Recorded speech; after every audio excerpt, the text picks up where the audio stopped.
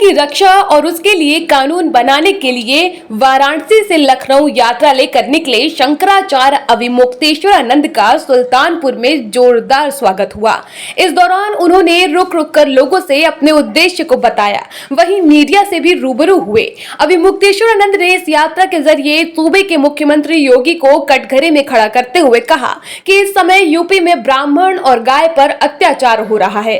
वहीं अखिलेश यादव के उनकी यात्रा में शामिल होने पर उन्होंने कहा कि योगी आदित्यनाथ क्यों नहीं शामिल हो रहे हैं, उन्हें भी शामिल होना चाहिए। उन्हें हम क्या मना करेंगे? जो हिंदू हिंदू बोल के आया था वही हमारी माँ को काट रहा है, उसके बारे में सवाल नहीं पूछते हो। ब्राह्मण और गाय दोनों पे इस समय प्रहार हो रहा है। यूपी का ब्राह्मण, यूपी की गाय चित्कार कर रही है। अत्याचार हो रहा है जी, घोर अनीति निशाचर कर रही। महाराज जी, अगले साल चुनाव है, ये यात्रा ऐसा है कि चुनाव से हम लोगों का लेना देना नहीं है, वो तो रोज होता रहता है। हम 27 की बात नहीं कर रहे हैं, हम तो 26 की बात कर रहे हैं। 26 में भी जो सरकार है हमारा ही वोट लेकर के बनी है और हमारी ही माँ को काट काट करके बेच रही है। ये हमारी आपत्ति है। अखिलेश यादव जी आपकी यात्रा में शामिल होने की बात हम कहते हैं कि आदित्यनाथ क्यों नहीं शामिल हो रहे हैं, वो भी हो जाए, हम मना करेंगे। अखिलेश का सवाल आप पूछते हो और जो हिंदू हिंदू कह करके आया था और हमारा वोट लेके हमारी माँ को काट काट के बेच रहा है, उसके बारे में आप सवाल नहीं पूछते हो। योगी जी वहीं बंगाल में गौकशी के सवाल पर अविमुक्तेश्वरानंद ने कहा कि बंगाल में 15% गाय बढ़ चुकी हैं और यूपी में 4% गाय कट चुकी हैं। बंगाल में गाय कैसे बढ़ी?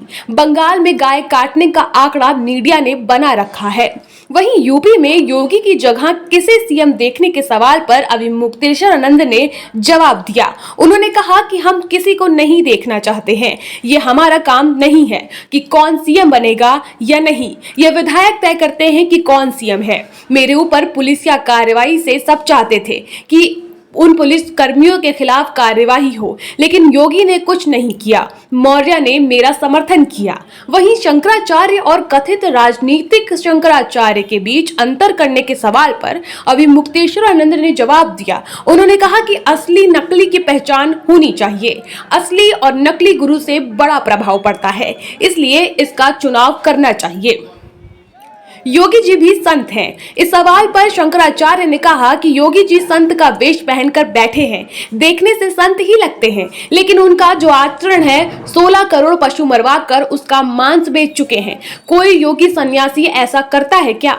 उनके वेशभूषा और कार्य करने में बड़ा अंतर है। वहीं ईरान के नेता की हत्या पर अविमुक्तेश्वरानंद ने कहा कि बड़ा देश किसी छोटे देश के चुने हुए राष्ट्रपति को रात के अंधेरे में अपहरण करके ले जाता है। आप लोगों के मुंह से आवाज नहीं निकलती है।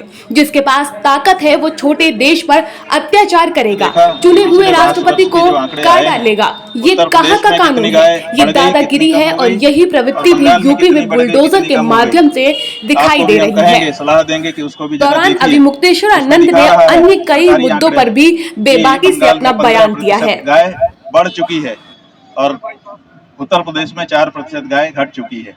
ये बंगाल में जहां आप विचार कर रहे हैं कि वहां गौ हत्या ज्यादा पैमाने पे हो रही है, वहां गाय बढ़ कैसे रही है? और आपके यहाँ गाय बहुत सुरक्षित है, खरोंच भी नहीं लगती है, फिर घट कैसे रही है? आंकड़ा तो कुछ और ही कहानी कह रहा है और आपका मीडिया कुछ और ही कहानी कह रहा है।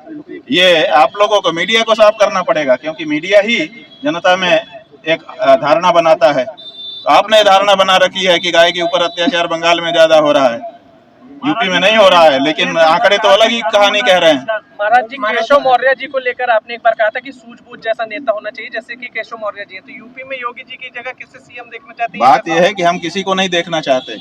हमारा ये काम नहीं है कि हम पसंद करें कि कौन मुख्यमंत्री होगा क्यों नहीं होगा, ये किसी का काम नहीं है। ये विधायक तय करते हैं कि हमारा मुख्यमंत्री कौन हो। ये जो आप लोग मतदाता हो, आपका भी काम नहीं है।